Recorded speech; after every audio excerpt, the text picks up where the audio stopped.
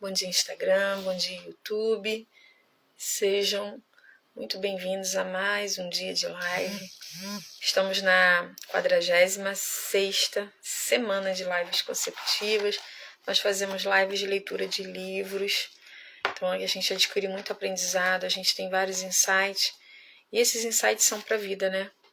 Se você não utiliza o aprendizado de livros, de filmes, de mentorias, de curso, se você não coloca isso em prática, deixa eu falar algo para você, você está perdendo seu tempo. Então, tudo aquilo que você aprender, passa adiante, põe em prática. Ou você transborda na vida das pessoas, ou você age para o seu próprio benefício, né? Ou faça as duas coisas, né? Que o ideal é fazer as duas coisas. Você ser beneficiado, você utilizar isso para o seu crescimento pessoal, profissional e também transbordar na vida das pessoas. Como a gente sempre faz, a gente lê o devocional para ter o direcionamento de Deus logo pela manhã. Devocional Mulheres, de Viviane Martinello, você encontra na loja Cairóis, em Nova Iguaçu, ao lado da Casa e Vídeo, próximo à rua Dom Valmor, do outro lado da estação, como a gente costuma falar, para quem está ali do lado, né, da Via Light, tá? Então, super fácil de achar. A loja Cairóis, lá você encontra bíblias, devocionais, tá? Mas o livro que nós estamos lendo é esse aqui, ó. Comece pelo porquê, a gente está finalizando ele, a gente finaliza ele essa semana, e você encontra com desconto na Papel Colorido RJ, que agora tem um quiosque fixo que se encontra ali na Galeria Garcias, próximo à estação de Nova Iguaçu, e no bequinho da Vivian Festas. Na ponta, assim, virado para a estação, tem uma loja de noivas. Então você entra naquela galeria, ali dentro tem vários quiosques e um deles é a Papel Colorido RJ. Então agora você pode fazer seu pedido online e retirar lá. Olha que maravilha! Verônica Souto está lá todos os dias para poder te atender melhor, com uma variedade imensa de livros, tá bom? Dia 20 de maio, a união faz a força. Ele faz o que todo o corpo se encaixe perfeitamente. E cada parte, ao cumprir sua função específica, ajuda as demais a crescer, para que todo o corpo se desenvolva e seja saudável em amor. Efésios 4,16. Nestes últimos dias, tenho pensado muito sobre as conexões da minha vida. E me impressiono ao perceber como Deus, ao longo dos anos, foi construindo uma verdadeira rede de relacionamentos ao meu redor, que não se rompe. Essa é uma das grandes alegrias da jornada cristã, poder contar com o suporte e a ajuda de outras pessoas e sentir o amor de Jesus também através delas. Não só temos essa oportunidade, como carregamos o dever de estar em união com os nossos irmãos e irmãs, para que sejamos capazes de amadurecer. É isso que o versículo base do devocional de hoje nos instrui. Entretanto, em minha trajetória, nem sempre foi assim. Tempos atrás, perdi relacionamentos porque os meus vínculos eram frágeis e o meu caráter ainda precisava passar pela peneira de Deus. Minhas motivações foram duramente confrontadas pelo Espírito Santo, a fim de que eu crescesse e pudesse vivenciar o que estava reservado para mim no futuro. Assim, com a graça do Pai, fui aperfeiçoada e aprendi a importância de construir relações firmes que me ajudariam na caminhada. Precisamos permitir que Deus afira, prove e sonde o nosso coração, como disse Davi: sonda-me, ó Deus, e conhece o meu coração, prova-me e conhece os meus pensamentos. Vê se há em mim algum caminho mau e guia-me pelo caminho eterno. Salmos 139, 23. O Senhor está mais do que interessado em estabelecer fortes conexões em nossa vida. E esse processo tem de começar em nós. Ele sabe com quem devemos nos relacionar e o que precisa mudar em nosso coração para que estejamos aptas a desenvolver uma comunhão com pessoas que glorifiquem o nome de Cristo. Por isso, submeta-se aos processos de peneira e dê permissão para que o seu interior seja moldado pelo Espírito Santo. Deus ajudará você a construir relacionamentos saudáveis em amor. Então aqui, o devocional de hoje está nos dizendo que é o desejo do Senhor, tá? O desejo do Senhor de criar conexões saudáveis, né? De nos conectar com pessoas que vão nos fazer crescer e essas conexões serão saudáveis. Então, há um desejo da parte dele. E aí a gente... Bom dia, Rafa. E aí a gente tem a possibilidade de se conectar com pessoas que vão nos fazer crescer. Então é isso a palavra de Deus hoje. Vamos dar continuidade, a gente está finalizando esse livro. É um livro, gente, deixa eu falar algo para você. Não é um livro para qualquer pessoa ler.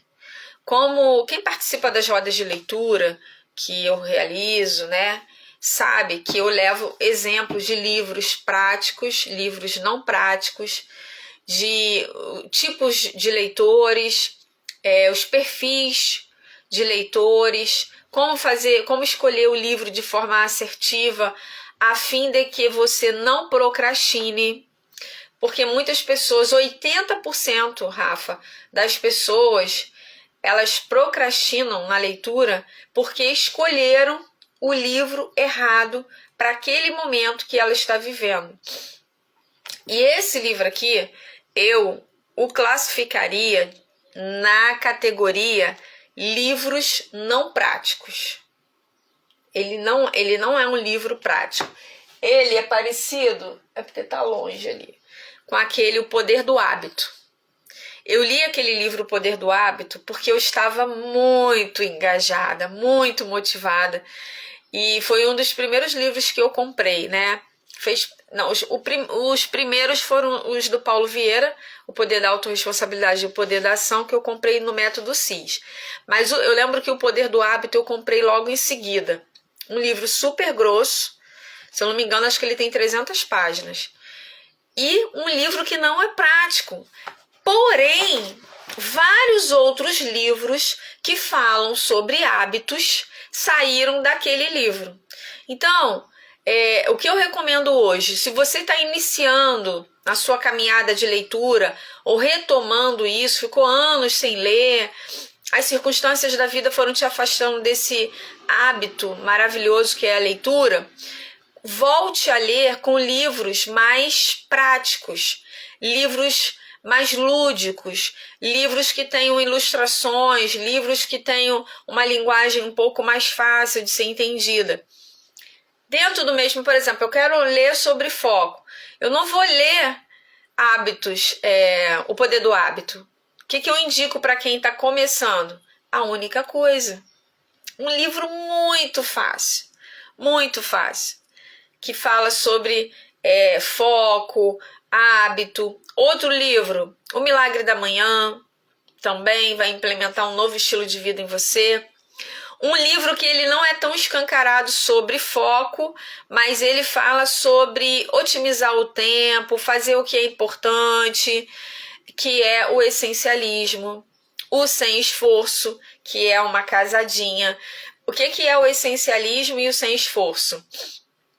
É você fazer o essencial com o menos esforço possível. Então, são dois livros que se completam, é do mesmo autor. É do Greg McWall. É extraordinário, gente. Acho que eu tenho as lives. Eu tenho as lives, acho que gravadas no meu canal do YouTube. Do essencialismo eu sei que tem. O sem esforço, Eu não lembro se eu já estava gravando, tá? Mas vamos lá, vamos finalizar aqui. Deixa eu enviar uns aviãozinhos. Eu não enviei, porque eu tô bem desanimada, Rafa. O que você acha do Instagram? O que você tá achando do Instagram, Rafa? Da entrega? Como é que você tem visto isso aí, essa dificuldade assim do Instagram? Não sei se é só eu que tô vivendo isso, gente. Às vezes parece que é só eu. Mas, Rafa, fala aí, como é que tá o Instagram pra você, a entrega? Tá boa? Assim, o feed é um pouco melhor, mas o Stories eu tenho tido muita dificuldade.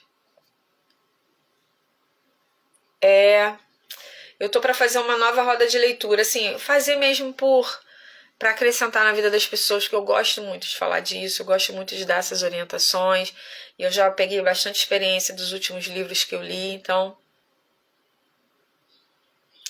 Ah, tá. Pô, para você vai ser ótimo.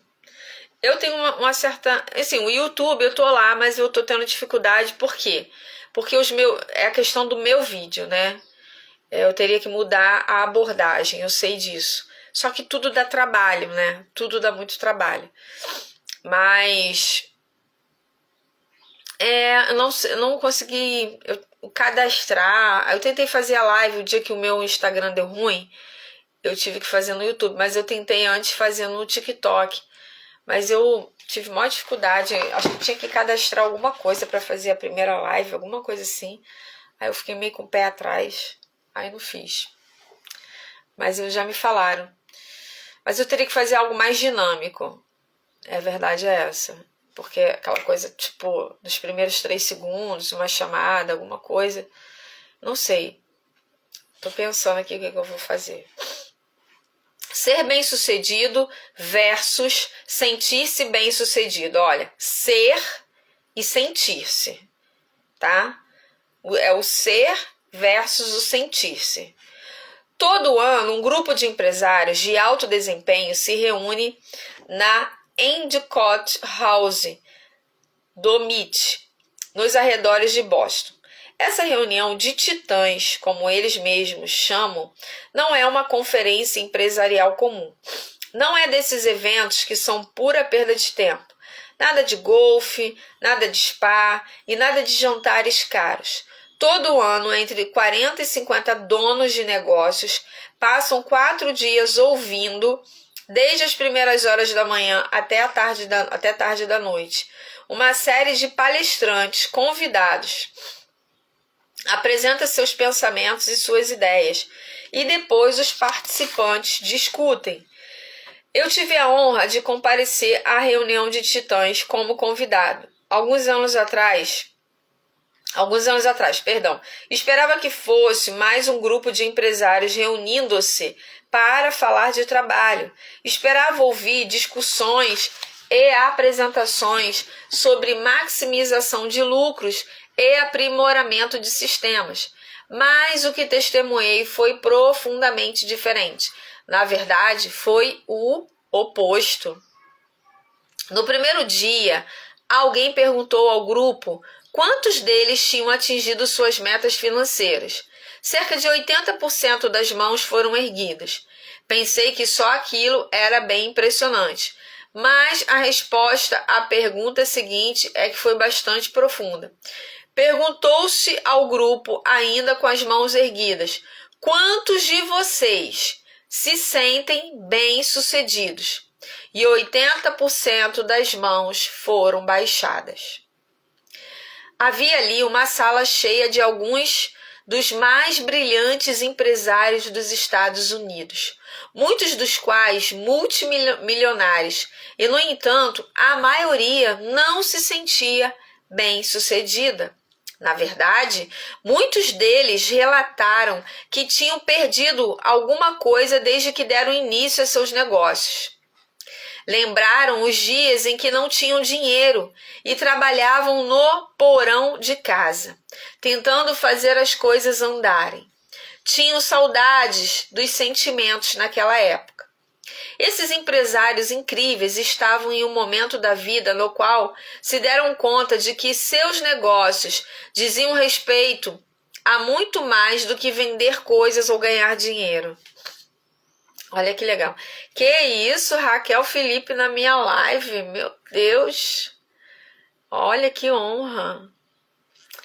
Eles se deram conta da profunda conexão pessoal que existia entre o que faziam e por que estavam fazendo. O grupo de empresários se reunia para discutir questões relacionadas ao porquê, e às vezes isso era bem intenso. Ao contrário dos típicos empresários de personalidade tipo A, os titãs não estavam lá para provar nada uns aos outros. Havia um sentimento de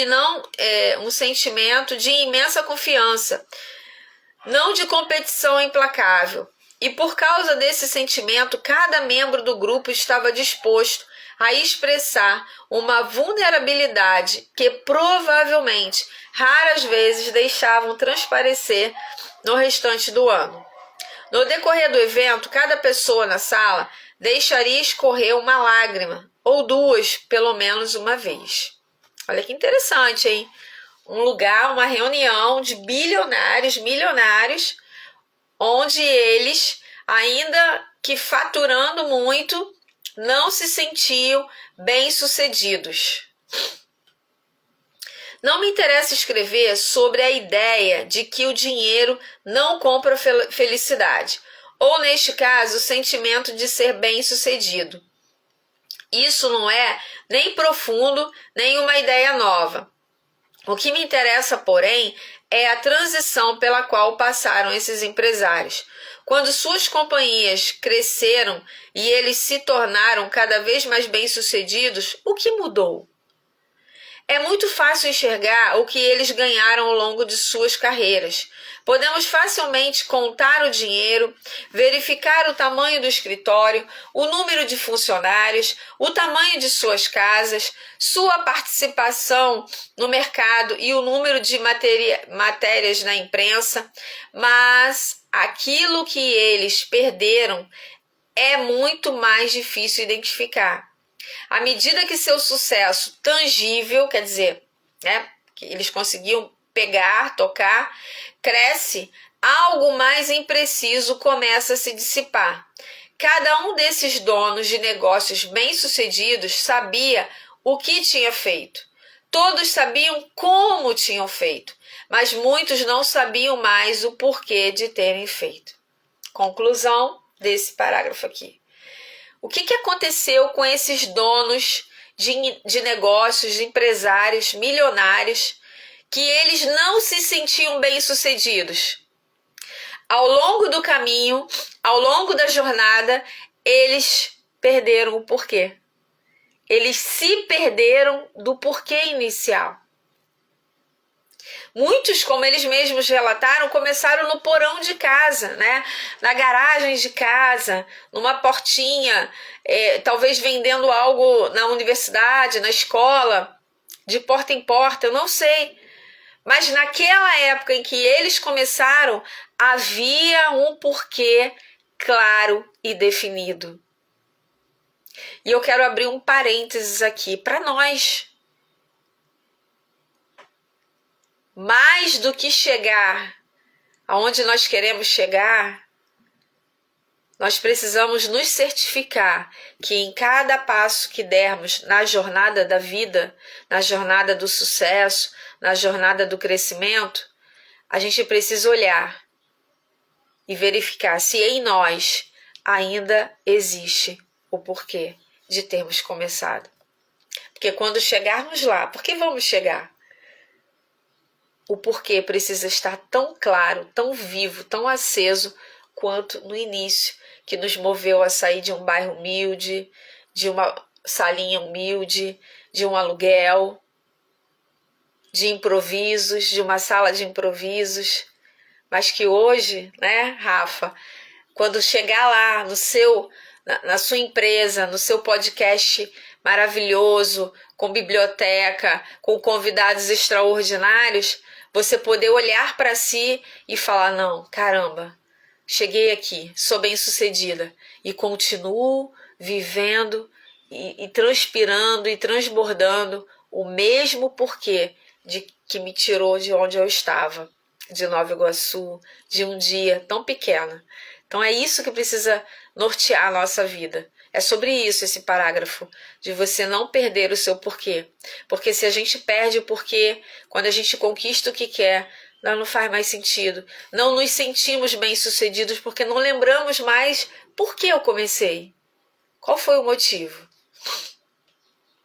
Conquista versus sucesso.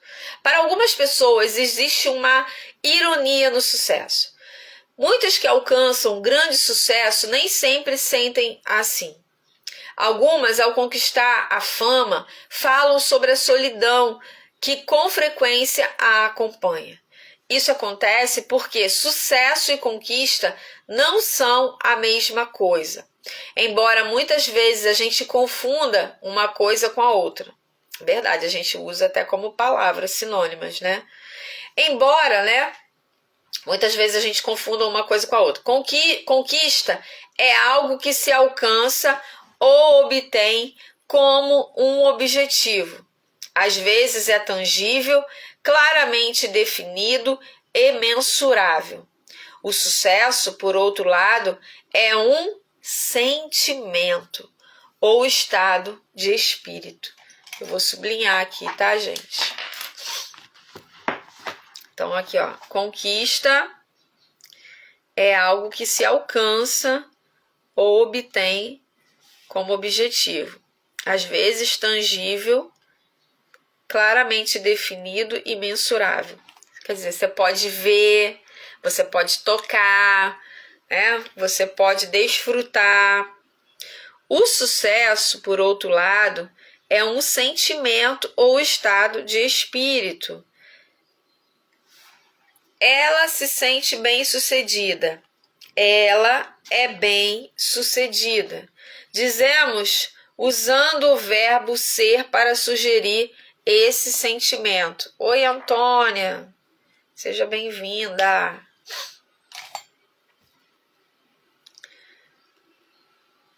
Cadê?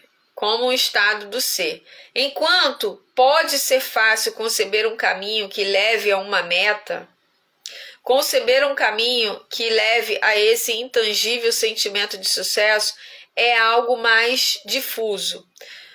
Nos termos que uso aqui, a conquista vem quando você tem clareza ao perseguir e obter o que você quer. O sucesso vem quando você tem clareza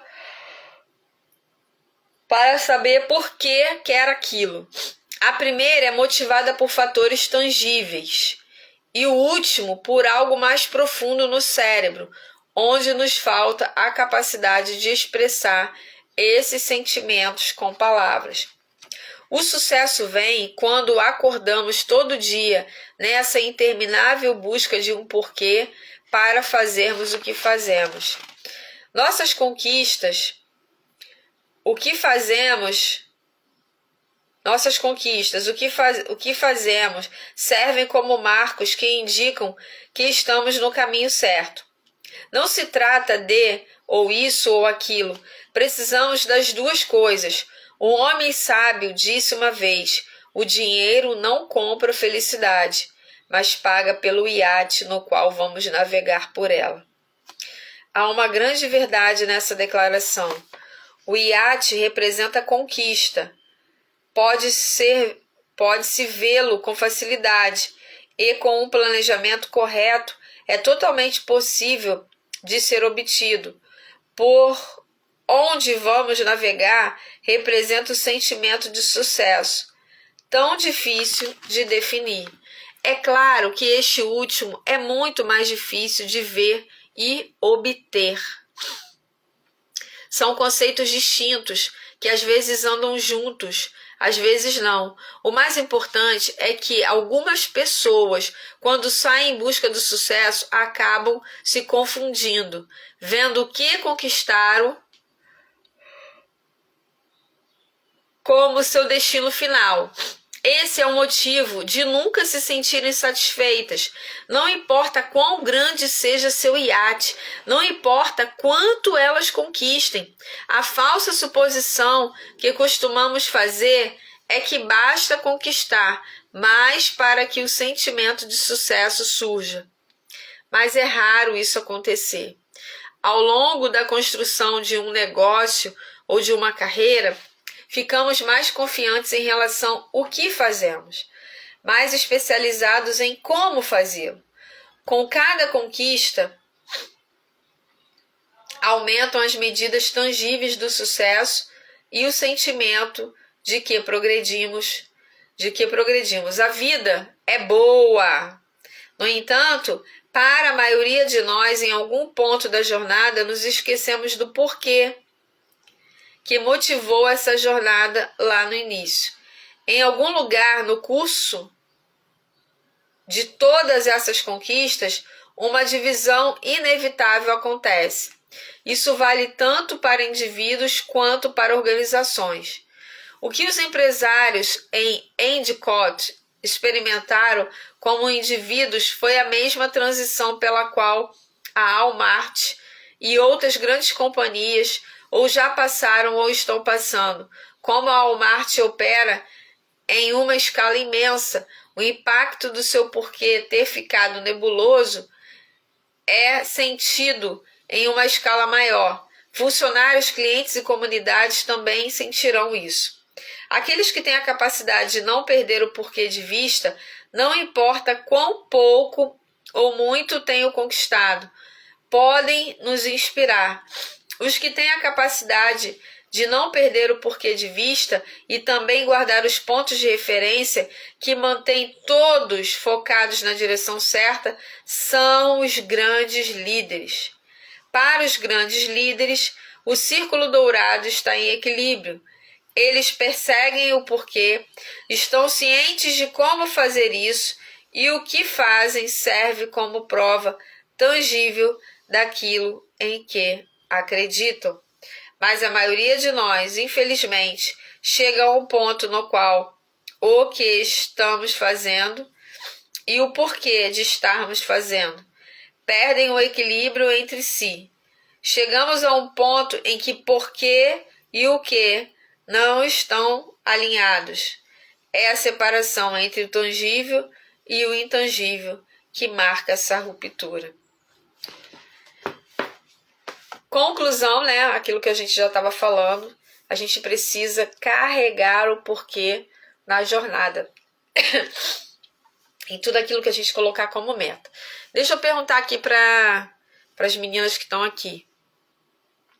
Vocês possuem dentro do negócio de vocês, ou da vida pessoal, né? Se você não é empreendedora, vocês têm metas escritas, gente, definidas mesmo. Vocês têm metas definidas, por exemplo, vou pegar o exemplo da Rafa, né? Que tem lá o podcast dela. Você colocou, Rafa, estabeleceu alguma meta a ser alcançada nesse ano? Não só meta de entrevistas, não só meta de estar em alguns eventos, mas uma meta de crescimento em que seja algo visível. Tem definido? Antônia, eu acho que a outra aqui é a Sheila. Tá, Sheila no seu salão. Antônia, você trabalha com o que, Antônia? Não sei se você já me falou. Vocês têm meta, gente? Metas claras. Meta do mês. A meta por semestre. A meta anual. A meta tem? Bom. Por quê, né? Qual a importância da meta? Porque a gente vai acompanhando o nosso desenvolvimento e mensurando, né? Nossa, se a minha meta é para dezembro e eu já estou em maio, o que eu já conquistei dessa meta? O que eu já caminhei, não conquistei, o que eu já caminhei em prol da conquista dessa meta? Eu estou no caminho certo? Eu estou cumprindo? Eu tenho um plano de ação? Qual é o plano de ação? Qual é o plano de ação? Porque de nada adianta ter meta e não ter plano de ação. personalizado. Personalizado. Uma meta desenhada, uma meta colada numa parede, né? No descanso de tela do computador, não vai te mover para viver aquilo. Claro, contribui, porque você está visualizando, a gente sabe disso, isso é uma ferramenta, né, do coaching, psicólogos também usam, psicanalistas agora, né, que tá uma onda de psicanalista, a gente utiliza, mas se você não tiver um plano de ação alinhado com as suas metas e verdadeiramente saber o que você tem que fazer no dia para conquistar aquela meta em dezembro, o que você tem que fazer na semana para conquistar aquela meta, em 15 dias, em um mês, no mês que vem, a cada 2 meses, a cada 3 meses, tudo para conquistar aquela meta, não vai acontecer, tá? Vai ser só mais uma meta. Vamos ao capítulo 12. Acho que dá pra gente dar uma adiantada aqui no capítulo 12. O capítulo 12, ele fala sobre rupturas acontecem. O Walmart começou pequeno, como a Microsoft, como a Apple, como a General Electric e a Ford, e quase qualquer empresa de grande sucesso. Então, todas as empresas que hoje nós conhecemos e são grandes, elas começaram pequenas. Olha que alívio, né? Ninguém começou grande. Essas empresas não começaram com aquisição ou derivação, nem passaram a produzir em massa da noite para o dia. Quase toda companhia ou organização começa da mesma forma, com uma ideia. Não importa se uma organização cresce para se tornar uma corporação de bilhões de dólares como a Walmart, ou fracassa nos primeiros anos. A maioria delas começou com uma única pessoa ou um pequeno grupo de pessoas que teve uma ideia. Até os Estados Unidos começaram dessa maneira. No início, as ideias estão cheias de paixão, essa emoção muito convincente que leva as pessoas a fazerem coisas bem irracionais, sacrifícios para dar vida a uma causa maior do que elas mesmas. Algumas largam a escola ou desistem de um ótimo emprego com um bom salário e benefícios para seguir sozinhas. Outras trabalham horas e horas sem pensar 2 vezes. Às vezes, sacrificando a estabilidade dos próprios relacionamentos ou mesmo sua saúde. Essa paixão é tão inebriante e excitante que pode também afetar quem está ao redor. Inspirados pela visão do fundador, muitos dos primeiros funcionários demonstram o comportamento clássico dos adotantes iniciais, confiando em sua intuição. Esses primeiros funcionários também abandonam seus ótimos empregos e aceitam salários menores para juntar-se a uma organização que tem estatisticamente 90% de chance de fracassar. Gente, tem uma mosca aqui. Mas as estatísticas não importam. O que reina é paixão e otimismo. Além de uma grande energia, como acontece em todos os adotantes iniciais, o comportamento de quem adere cedo diz mais sobre eles mesmos do que sobre as perspectivas da companhia. O motivo pelo qual tantos pequenos negócios fracassam, no entanto, é que a paixão sozinha não é capaz de sustentá-los. Uma vez eu preguei num jantar de casais sobre a diferença de paixão e amor.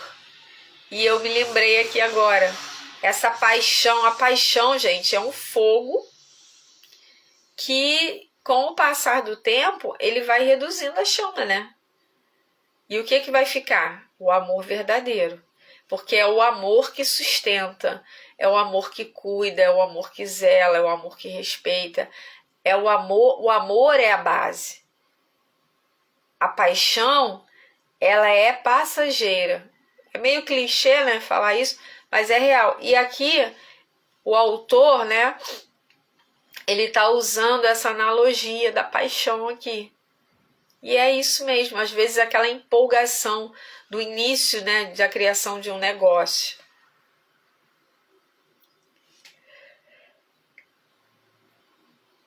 Ó, um porquê sem um como, uma paixão sem estrutura, tem alta probabilidade de fracasso. Lembra do boom, aliás, das empresas.com? Havia muita paixão, mas nem tanta estrutura. Os titãs em Endicott House, porém, não enfrentaram esse problema. Eles sabiam como construir os sistemas e os processos que fariam suas companhias crescerem. Então, entre os 10% que não fracassaram nos primeiros 3 anos, na verdade, muitos deles continuaram a ser muito bem. Seu desafio era diferente. A paixão pode precisar de estrutura para sobreviver, mas para que uma estrutura cresça, ela precisa de paixão. A paixão precisa existir, que é o porquê. Mas o porquê, gente, precisa do como, que é o que vai dar voz, que é o que vai dar ação à paixão. É como se fosse a paixão e o amor. Foi isso que testemunhei na reunião de titãs. Vi uma sala cheia de pessoas com paixão suficiente para iniciar negócios e com conhecimento suficiente para construir os sistemas e as estruturas que os farão sobreviver e até se sair bem. Mas tendo passado tantos anos focados em converter uma visão em um negócio viável, muitos começaram a se fixar em o que a organização fazia ou em como deveria fazê-lo. Debruçados sobre questões financeiras ou outros resultados facilmente mensuráveis e fixando-o em como alcançar esses resultados tangíveis, eles deixaram de se concentrar no porquê que os havia levado a começar aquele negócio. Foi isso que aconteceu também no Walmart, uma companhia cuja obsessão era servir a comunidade, passou a ficar obcecada em atingir os próprios objetivos. Quer dizer, se perdeu um caminho, né? O porquê a paixão se perdeu.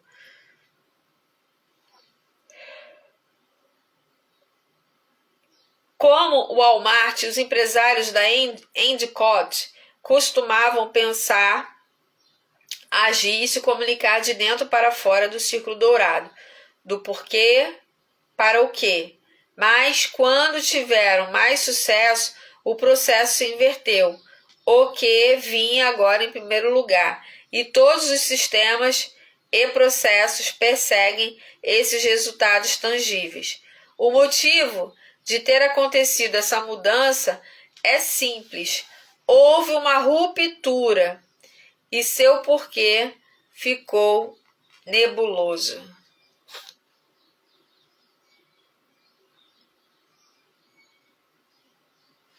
Tem um desenho aqui. Acho que é o primeiro desenho que tem no livro. Ele não gosta muito de imagens, não. É o segundo desenho, que o outro é o círculo dourado. O que é o círculo dourado? É onde ele desenhou ali as 3 esferas ali. O porquê, o como e o que, tá?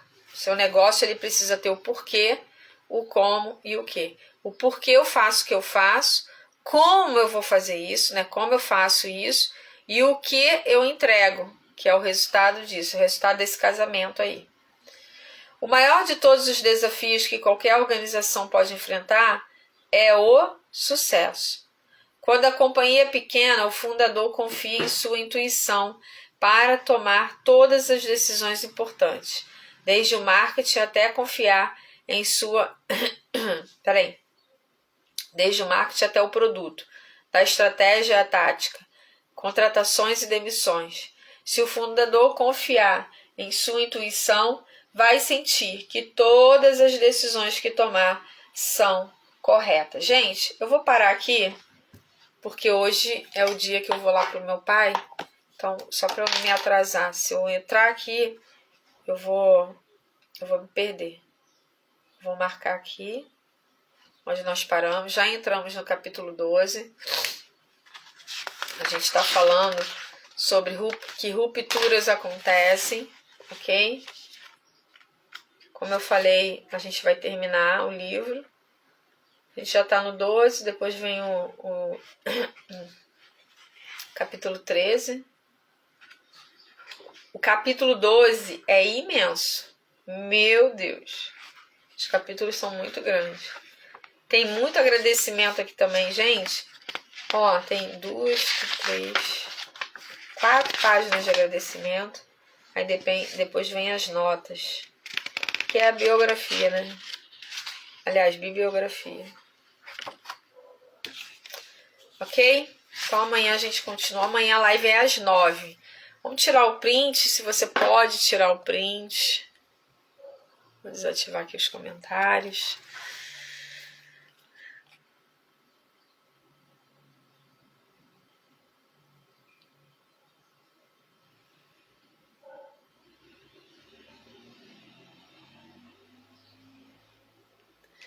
Verônica Souto sempre tira o print, né? Mas ela agora tá com papel colorido num ponto certo em Nova Iguaçu, que é lá na Galeria Garcias.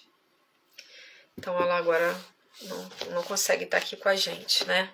Mas é assim, tá crescendo, tá expandindo aí, ok?